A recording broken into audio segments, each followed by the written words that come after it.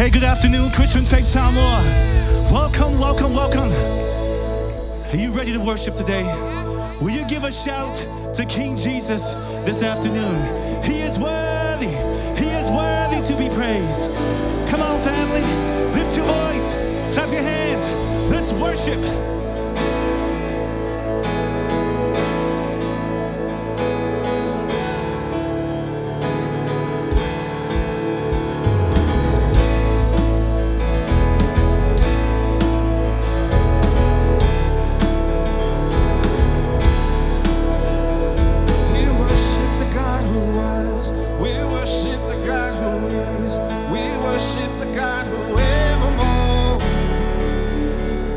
He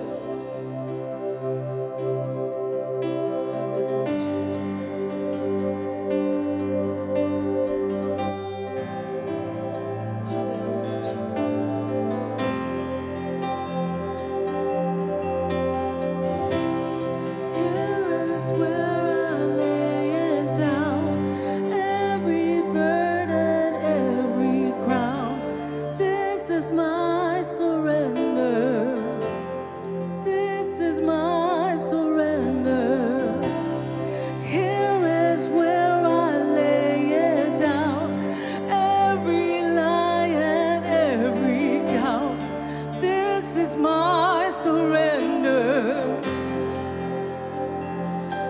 and I will make room for you to do whatever you want to do whatever you want to, and I will make room for you to do whatever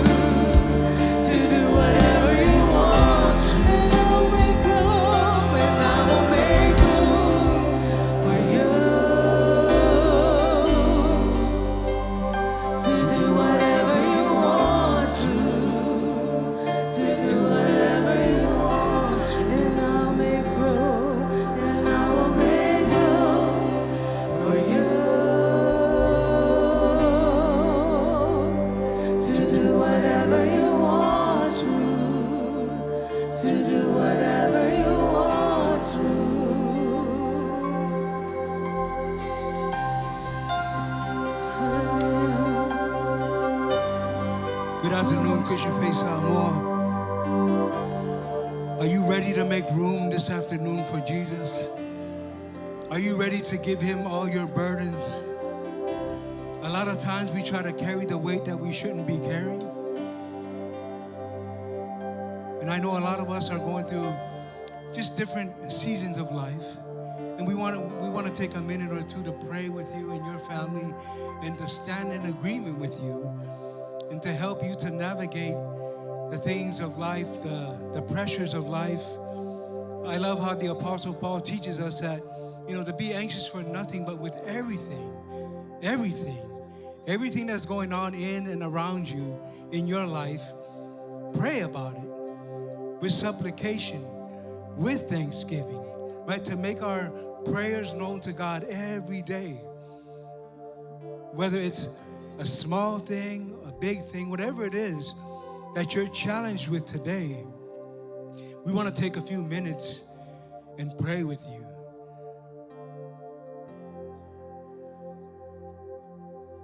So without anybody looking around, we're just gonna pray over you. If you have time, come forward. Don't be ashamed of anything. Let's just let our guards down and let's let God intervene on your behalf today. And let's pray for that need that you have. Right here we have some of our prayer partners standing in front of you. They're gonna love on you. They're gonna pray with you and encourage you.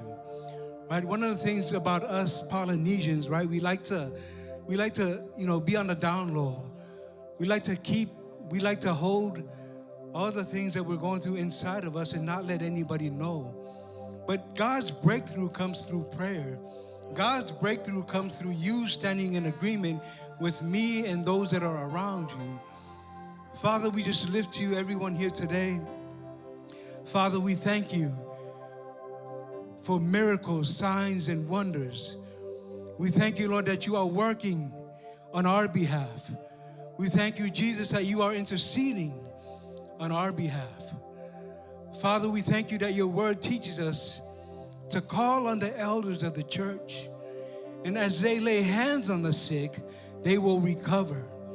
Father, we thank you for your spirit today, your spirit that gives us the boldness, your spirit that gives us the means to live life here on earth, Lord. Father, we stand in agreement today. We rebuke the devourer. We rebuke that spirit of the world that's trying to infiltrate, that's trying to tell us no, that God can't do anything. Anything is possible through God. He is the creator. He is the master. He is the healer. He is Alpha and Omega. And he will do anything for you when you abide in his word, when you continue to seek him day and night. In Jesus' name, Father, we thank you that your will be done. We give you all the praise and all the glory. In Jesus' name, amen. I want to pray for a few more things. I want to pray over Alex. Alex, one of our sons in the faith, he's getting ready to transition.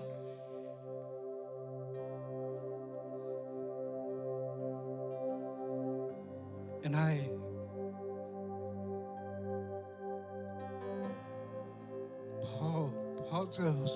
Paul tells Timothy to stir up the gifts of God that's in you. So no matter where you go, Alex, we love you. We're here for you. We're praying for you.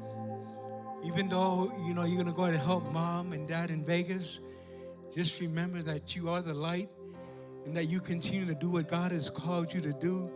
Continue to lead in worship. I know it's not easy, but continue to fan into flames the gift of God that is in you. Father, we lift you, Alex. Father, we thank you for your grace upon his life. And as he continues to live out a life that you have called him to live, we thank you for your blessing and favor upon his life. We give you all the praise in Jesus' name. Amen. I want to pray for one more person. I got my brother, Shioshi, back here. Hey, we're always going through stuff. And we believe that God heals, God restores. Father, we thank you by your stripes. Shioshi is healed and whole. We thank you, Lord, that you have a plan for him. We rebuke the devourer. We rebuke the spirit of this world, Lord, and we loose your spirit of love, power, and of a sound mind, and we give you all the praise in Jesus' name. And all the saints said amen. Amen. Let's continue the worship.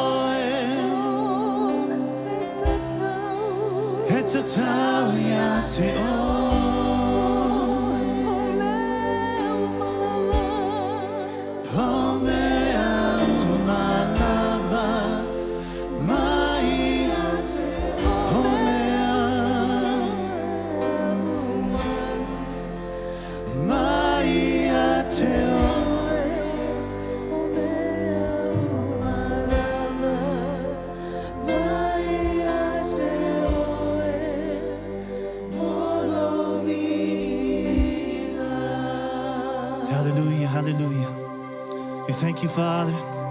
We honor you today. We come with open hearts and thanksgiving. We pray a blessing across all who are in this room. We pray for salvation. We pray for courage, joy, and peace. We come to you and we say all this in your mighty name, and everybody says, amen and amen. Hallelujah. Give somebody a high five. Tell them you look good today. Fist bump. You may be seated, family. Thank you, praise team. You are amazing. Thank you, Jesus. Welcome, family. Welcome to our 1:30 service here at Christian Faith Samoa. Welcome, online family. Wish you could be here. Join us. We are here on Federal Way, 1:30 every Sundays. Our services are 1 hour. We don't bite. Come on down, family, and join us. Fellowship together.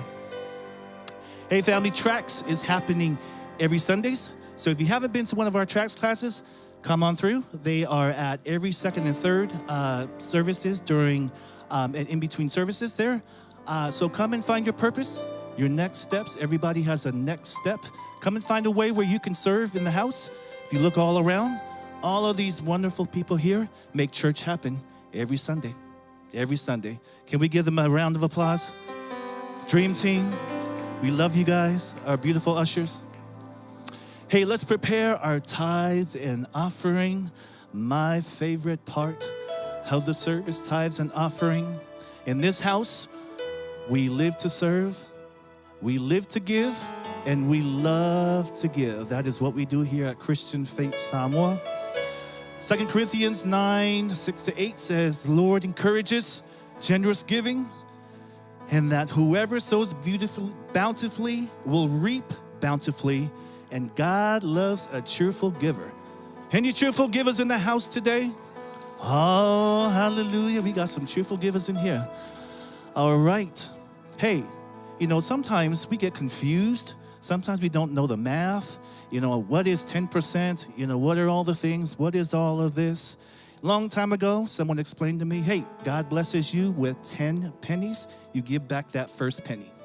That first penny is honoring the Lord. That first penny is your first fruit. Everything else will be blessed.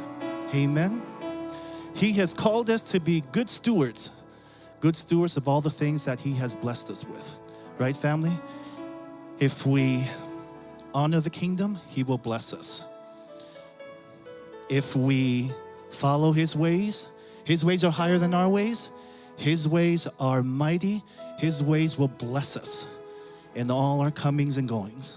Amen. Are we ready to give today, family? Hallelujah. Father God, we just thank you for these generous givers, for these cheerful givers in the house today.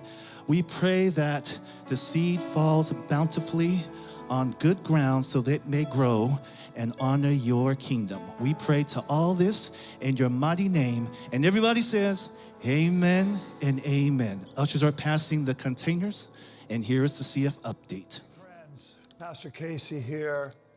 You've probably heard my story of becoming a Christian while at a rehab center. And I probably never would have made it if it hadn't have been for the counseling and the leadership that I received in rehab. Well, here at Christian Faith Center, we have a Celebrate Recovery group. It meets on Wednesday nights. It's a few weeks, but you can do it more than once.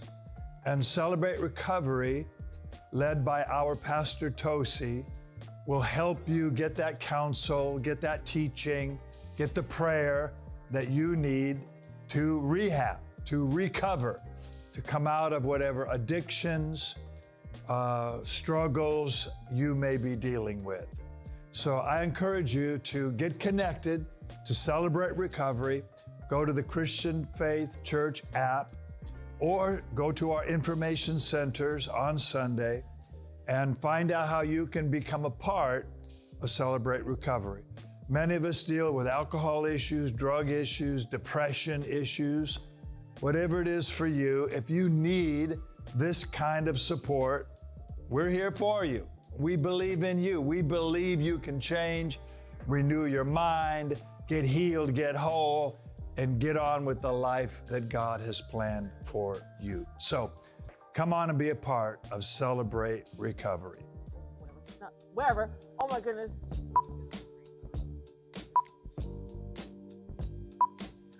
Hi, my name is Kentoria. What is my purpose?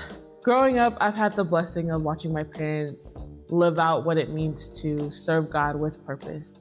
Through their faith, consistency, and willingness to serve wherever God has called them.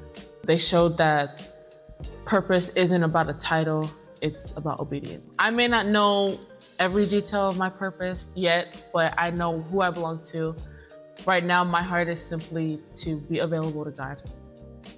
Whether it's serving on the media team, helping out with the youth, dancing, or stepping in wherever there's a need, I will always say yes. I've learned that purpose isn't always revealed all at once. It unfolds as we serve. In every place that God uses me, I'm growing, learning, obedience, and trusting that He's shaping me for what's next. In Timothy chapter 2, verse 21, it says, "So if anyone cleanses himself from what is dishonorable, he will be a vessel for honorable use, set apart as holy, useful to the master, and ready for every good work." The scripture reminds me that God is the one who prepares and positions us. When we surrender our yes to Him, He makes us ready for His work.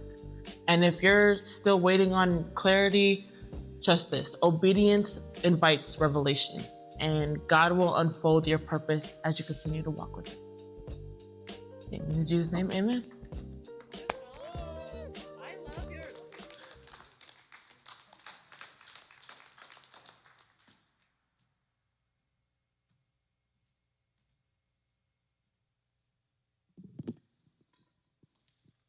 Praise God. How about a round of applause for Kentoria? Wasn't that awesome? Purpose. One big takeaway is modeling purpose for the next generation. And hats off to the parents, to those of you who are in that season of modeling purpose. You know, it's been weeks since we've been talking about purpose, and I believe and understand that God is doing something in your life with the messages you heard about purpose. A lot of times we tie purpose to us, and it's valid, right? Because God didn't make you on accident. You're here for a reason. But I want to take this time today and help us look at purpose differently. Maybe purpose is not a what, but a who. Purpose isn't what I do. What should I do next? Where am I going? Why am I here? Purpose is Jesus. Who? In other words, Jesus is the purpose. What I'm talking about is if you have Jesus, if you have the purpose, no matter what you do, where you go, you're in purpose. Are you guys following? As I was preparing this message, I was like, man, this sounds like a Christmas message. You know, Jesus, the Savior. This is about Jesus, the reason for the season, we would say, right? But let's take that message, because no matter what time of year it is, if you open the Bible, that message is still there. So it's not just for Christmas. It's not just for December. Let's take that message and apply it for life. Jesus is purpose. Jesus is my life. So how does this look? We ask questions like, what's the right job for me? Who should I work for? Where should I work? Should I start a business? What school should I go to? And these are all valid questions, right? Who should I be in a relationship with? Who should I marry? All those play a role in why we're here.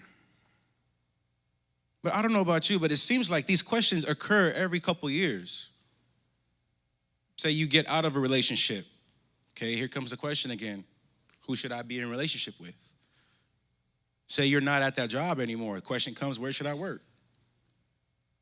So these questions keep reoccurring, but if we instead anchor our purpose in Jesus, no matter what decision you make, no matter what season you're in, you're walking in purpose. Have you ever gone somewhere but had to turn back around because you forgot something? All right, show of hands. Probably all of us, some of us more than others, but it's okay, it happens, right?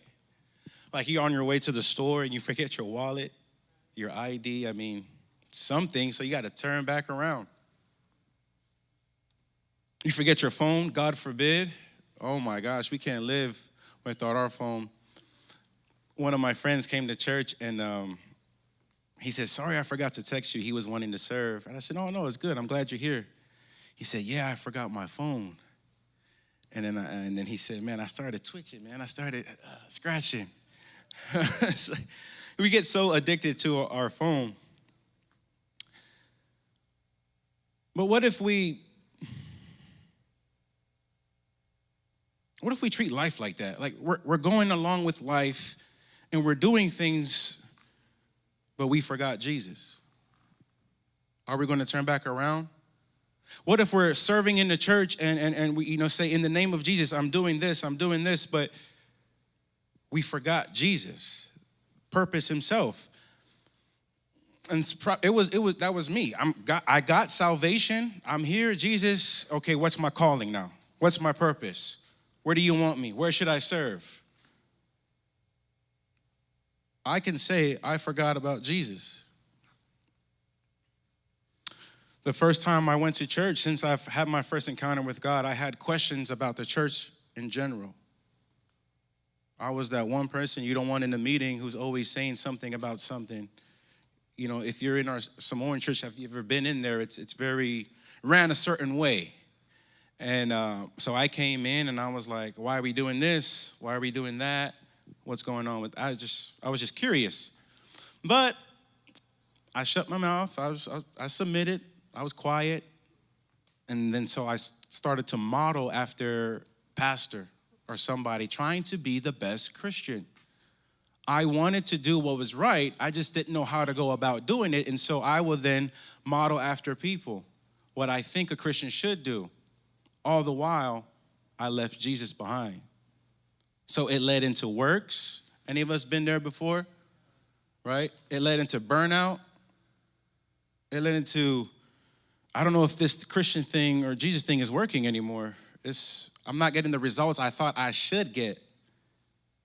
And that's because I left Jesus behind. The purpose. So how I came out of that, I had to remind myself, hold on, this didn't start with me. I didn't do nothing. I didn't want this. Grew up in the church, but I didn't want to be a part of the church. But until I understood who Jesus was and what he did, that changed my whole mind. That changed my heart. That gave me revelation. So why did I leave the cross when it was the cross that brought me into salvation? I want to encourage us, stay at the cross. Stay there. If you want to do more, praise God. We should, because God put that in you. But it's through Jesus Christ we do it. It sounds like, preaching to the choir, and I get it. And that's why I said this sounds like a Christmas message, but that's the idea. Jesus, the Savior, who came, who knew no sin, right? Lived a perfect life, but yet was beat, spit on, just for you and I. He paid the ultimate price. So you and I were brought with the price, the ultimate price. And so why should we turn away and say, okay, Jesus, I got you. Now let's get something else. I need more Holy Spirit, or I need to see angels. I need something because I got you, Jesus. I got salvation. And so I just want to encourage us, family, let's stay close to the cross because Jesus is purpose. After I realized that, what changed? My purpose of living changed. That was it. That was it. It wasn't a big shift where I moved and all this happened. I wish I could tell you that, but no, it was why I'm doing things. It just shifted. I went to work, not for me, but for him. Purpose, right? I'm showing up to stuff. And remind you, right, we all know this. When you get saved, it's not it's not day and night. You're not automatically saved, sanctified, holy. You're doing all the right things. Nah, I still had some old man residue on me. Is what I like to call it. It was so confusing to others, and I get it. So I got saved, right? And then my cousins, we would hang out, have a function, and we're smoking and drinking. But I would rain on the parade because I'm talking about Jesus while smoking and drinking. So something inside of me, because of that shift happened, told me, I don't need to be here no more. This is not what I'm made for. This is not purpose. This is not edifying for my body, for me, for my walk, my representation as a son of God. But I kept struggling. I said, God, come on, help me. I don't want to do this no more because it's confusing people. It's not what you want me to do. I don't believe it. You want me to do greater things. So until then, I tried it on my own. I muscled through the struggle.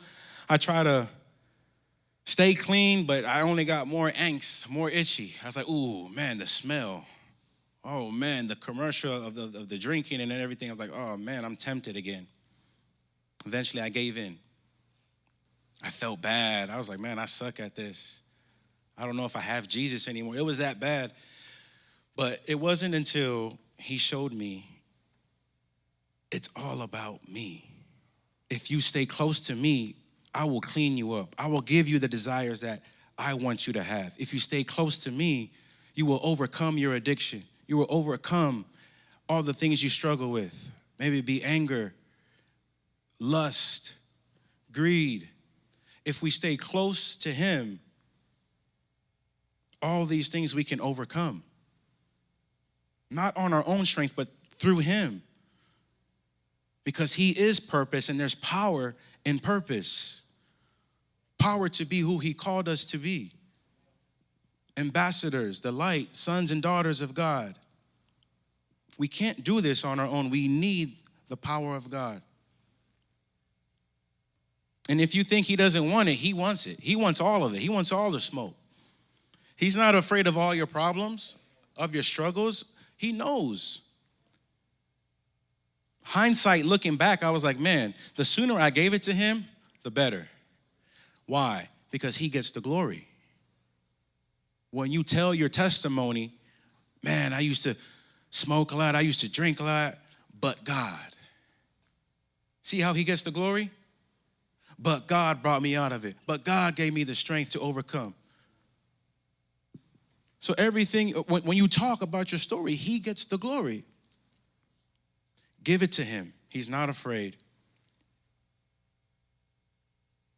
So looking at purpose in this light, where Jesus is the purpose, there's nowhere you can go when you're not in purpose. You may feel like it. You may not understand it. It looks dark, bleak. But because of the words of Christ Jesus, I will never leave you nor forsake you, we can say, no, God is with me and there's a purpose. I may not see it yet, but when I get through it, he may reveal it. Some of you know right now, a little personal thing that's going on in my life. My mother, she's dealing with stage 4 cancer. And so, reaching out to OC and the family, we totally understand what you're going through and the struggle. But because of the hope we have, there's purpose in the struggle.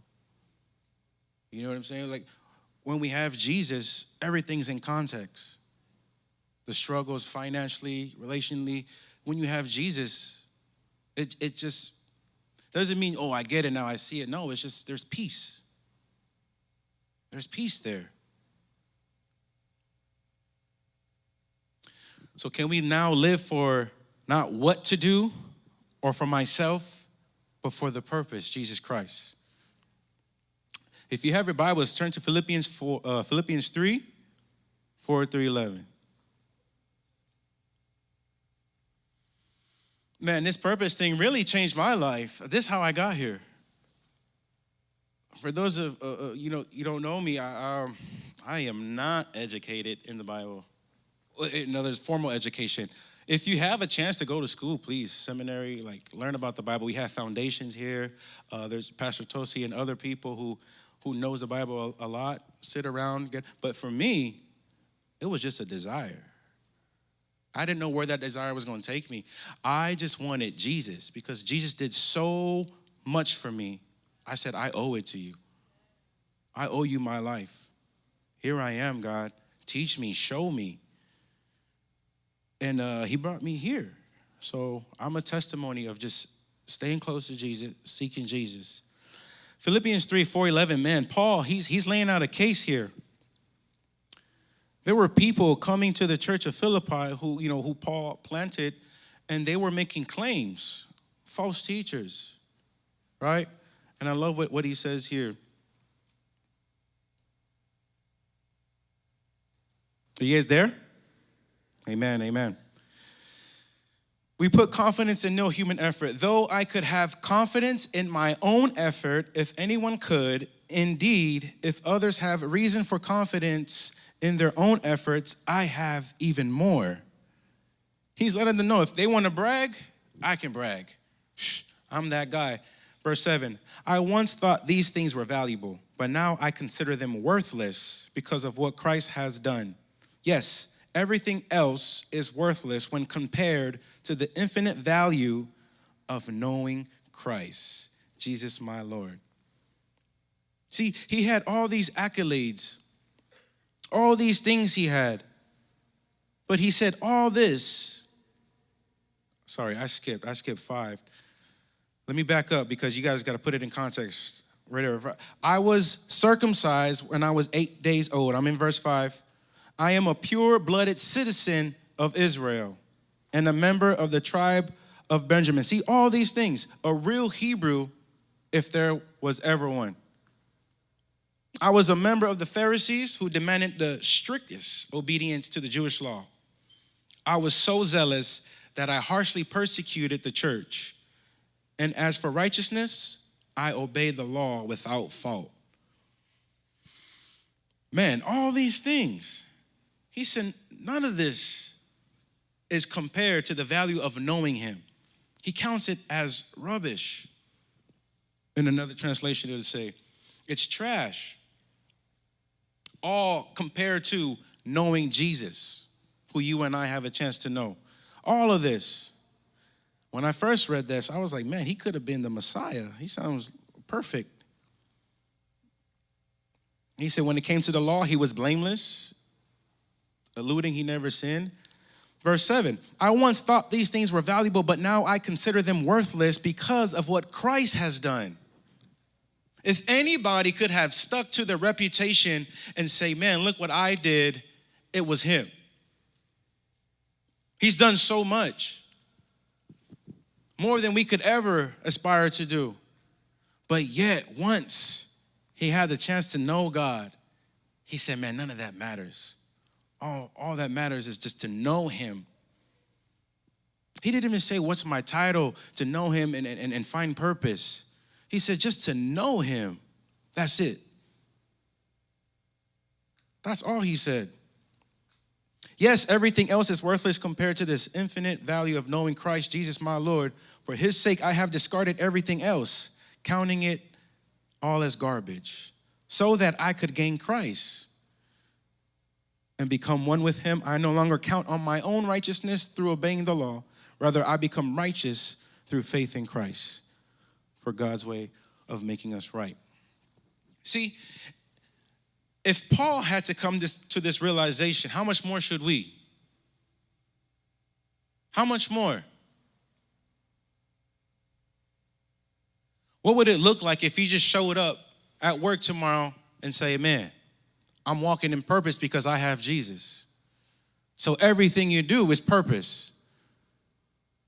The job you probably don't like now is in a different light because you're walking in purpose. You have Jesus. It's not what I do, it's who I live for. Jesus is purpose. See, without that, everything else we do, we would continue to run in circles. We would continue to figure out what's the next thing, what's the next thing, what's the next thing. And we know the world is always changing. Culture is always changing. One thing, something's hot, and the next thing you know, something else is in, and ebbs and flows of life, right? But what I want us to grasp today is Jesus is the anchor to all of that, to keep you grounded. While the ground shifts, you're steady. You have purpose. It may not look the same like somebody else's, and that's where we fall, man. We can't be comparing ourselves to anybody. Alex is better than me in some things, so I can't compare to him. Pastor Tulsa, it goes, and nobody. Comparison, I'll take it out. But if you had to compare, like I wouldn't even think about in terms of comparing, but if you had to measure yourself up against something, measure it up against Scripture, against Jesus. And the humbling fact is you would never find yourself good enough. You would always need Jesus. I know I do. In everything I do, oh my gosh. On Sunday, I meet a lot of people, and I have a dialogue. I say hi, and we talk, and it's good. But inside, I'm like, Holy Spirit, what do you want to say? Holy Spirit, help me out here. I try not to look around to see if Israel's doing the coffee while I'm talking to them. I'm just kidding. Israel's on top of his coffee. But I get anxious a little bit. I get like, man, I stayed here for too long, for 5 minutes, 10 minutes. I need to walk around and do something before Pastor Tosi, taps me on the shoulder and say, hey, go do something. So it's that Holy Spirit, give him something short and sweet so we can, move on. But at the same time, I don't want to speak from my own knowledge. I don't want to say, man, I got you. Here's what you got to do. I'm Holy Spirit, come on, help me. You know what he needs. So if you find yourself with a wayward child or a coworker or, a relationship, in-laws, parents, and you don't know what to say, practice that internal dialogue. He's in you. You have Jesus. You have purpose. Now we want to express that in every arena of life, in every conversation, in everything we do, right? So that internal dialogue when talking to somebody, when somebody says something that you don't like or it's a heated moment, pause and just whisper to yourself, Lord, what do you want to say? Sometimes the best thing to say is nothing, right? Because we're choosing Jesus, we're choosing purpose. My purpose in the conversation is not to win the argument. My wife and I, come on somebody. I love my wife. That I do, I really do. They're in Alaska, so I can talk about her. Is that how it works? She's probably watching. I love you, babe. But there's times where I just have to not say nothing. So actually, on her way to the airport, which was yesterday, I was late picking her up from work. Yeah, somebody said, oh, I know, man, shucks. I'm a bad husband. Forgive me, Lord. But my wife, she was pretty upset. She doesn't like to be late. She doesn't like to wait. And she said, I got to catch the flight. And it was me and the boys, me and my two sons. I was like, oh, man, I'm sorry. I was doing this and this and this. But she kept going, right? She kept pushing the issue. She kept, rah, rah, rah, rah. And in my soul, I said, to worship you I live. Thank you, Jesus. Honestly, I didn't respond in anger. I didn't.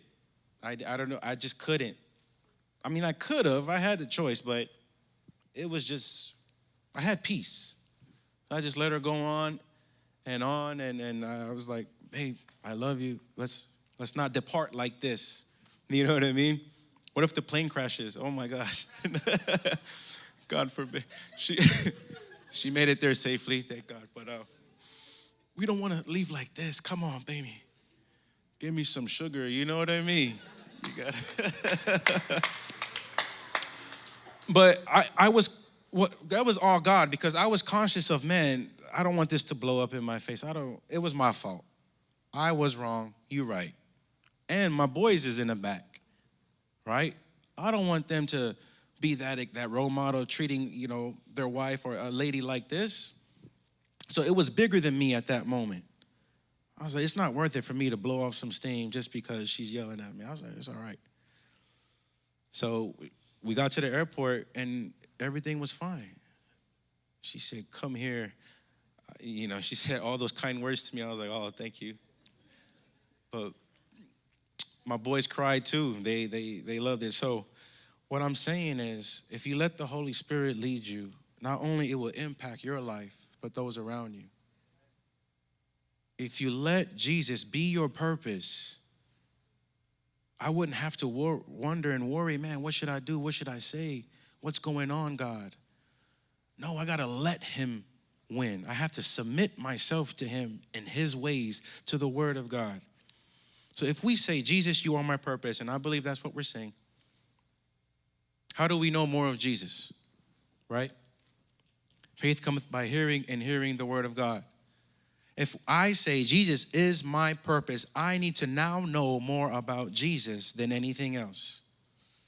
Because I'm living a life on purpose. I'm living a life in Christ. What is Christ like? What does he hate? What does he love? What is his heart, right? And this is our invitation to be like Jesus when we study the word of God, when we connect to him daily. We have that face-to-face intimacy. Sundays is good, but it's a means to an end. It's not the end. Sunday is a stepping stone to Jesus. We are trying to get people to Jesus through Sunday. Sunday is not the destination. Here I am. You have arrived. No. So let's not get caught up in proximity. I've been around Jesus. I've been to church. I've been around people who call themselves Christian. Let's have that intimacy face to face every day. Because if we say, Jesus, you are my purpose, we need to connect daily. Now, what does that look like? You know, your devotion. Your heart's always engaged, is what I like to say, in everything you do. When you worship, engage your heart, not just your mind, right? Not just, oh, everybody's doing it, I got to do it. No, it's where are you at with your heart? When you're talking to someone, engage with your heart. You have that opportunity, and out comes the Holy Spirit, out comes Jesus. And if you feel like you're far off, you're not.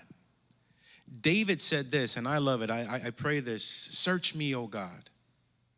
Search me, O God. The things that are not of you, help me deal with it, Lord. I'm going to ask Siosi to help play me out here.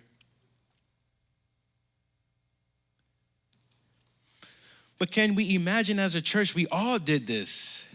Walk in purpose, walk in Jesus. What would our community be like? Our homes, right? The environment, everything that we put our hands to, we all do this as a whole, as a unit. That's heaven on earth.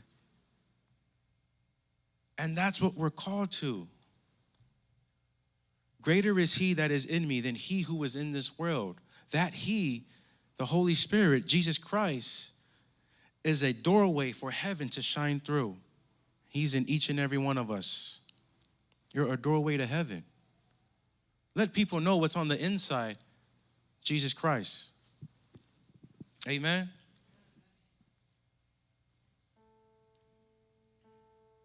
Purpose. This is the last Sunday on purpose. Next month, we're in a series of peace.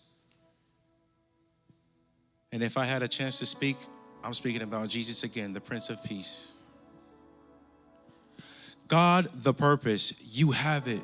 Brothers and sisters, you have Jesus Christ. He made himself available. The message is simple. It's supposed to be, so you can get it. The message doesn't have to be hard and do a few tricks, do this, do that to get this. No, he wants us to know him. Keep it simple. And when you do that, God will take you in the deep. God will take you to greater things, to greater lengths. Things that you can't even imagine or think of, you'll be doing. I'm just so blown away how my family and I got here. We had a son who was premature and couldn't make it. And we were in Alaska. We've been there for 10 years, Anchorage, Alaska. And with the complications my son had, we had to fly him to Seattle Children's Hospital up there by UW. And so we're here for the first time. We don't know anyone. I contact my pastor back in Anchorage. I say, hey, do you recommend any church? And he said, Christian Faith. I was like, cool. Sounds good. Thanks, Pastor. Looked it up. Oh, it was about 45, 50 minutes away. I was like, man, isn't there a church closer? Mind you, because we don't know nobody. Why?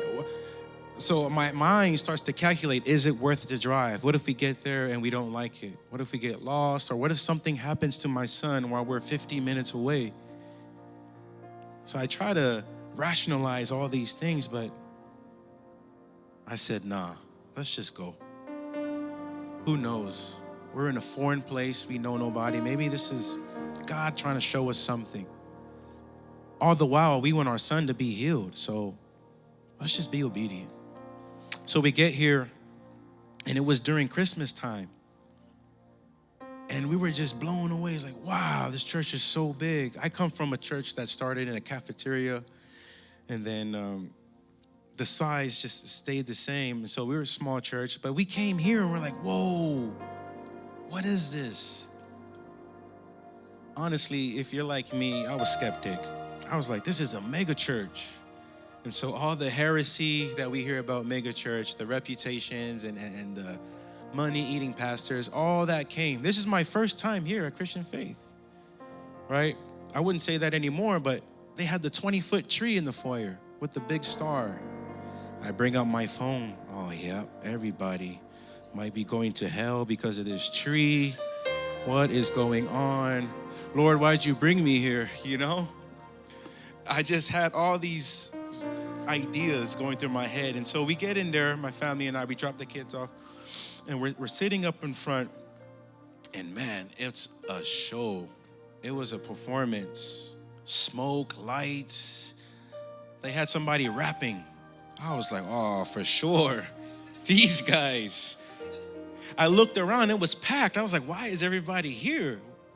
What are they, or what are they lying about that keeps everybody in the church? So we stuck around for the sermon, and it was Pastor Casey. And Pastor Casey, if you heard his preaching, he was just himself. He said things like, I don't know why we have all these trees.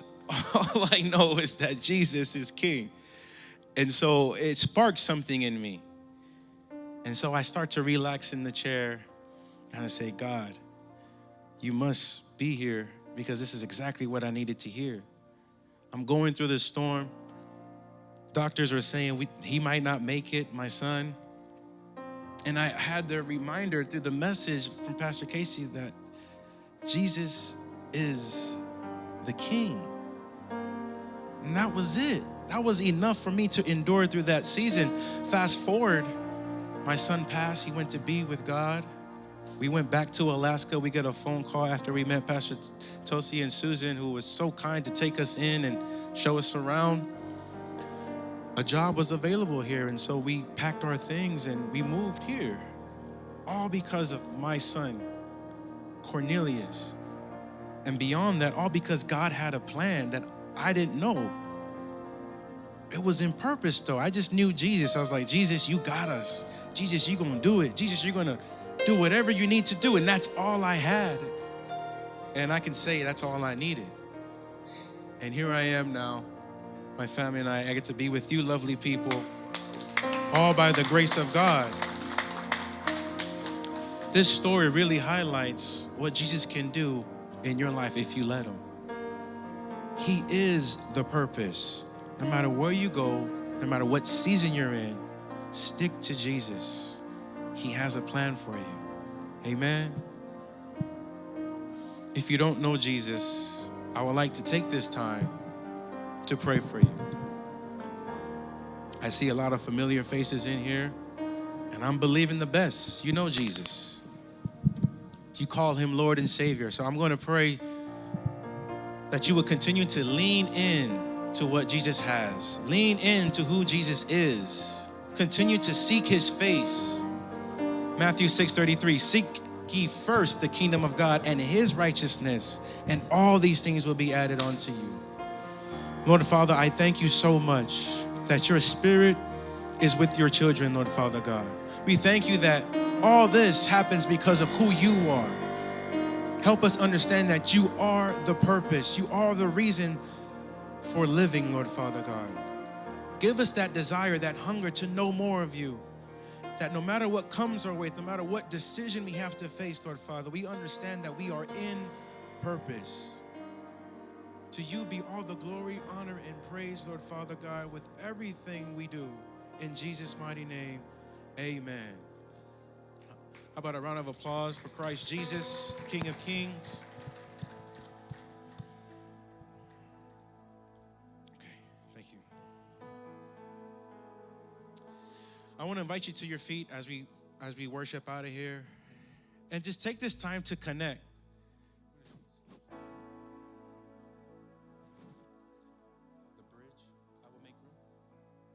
Just take this time to connect as we end with a worship song. And just give him the glory. Just behold his face, the King of Kings, the Lord of Lords. Think about how far he has brought you. The things that you think you couldn't make it out of, but yet here you are today. It's because of his goodness. Hallelujah. We thank you, Lord. We thank you, Jesus. Shake up the wall of all my tradition. Break down the walls of all my religion. Your way is better. Your way is better. Shake up the ground of all my tradition. Break down the walls of all my religion. Your way is better. Your way is better. Your way is better. Shake up the ground. Shake up the ground of all my tradition. Break down the walls of all my religion. Your way is better. Your way is better. Your way is better. Shake up the ground. Shake up the ground of all my tradition. Break down the walls of all my religion. Your way is better.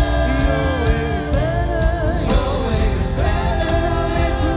Now we'll make room for you to do whatever you want to do whatever you want, and I'll make room, and I will make room for you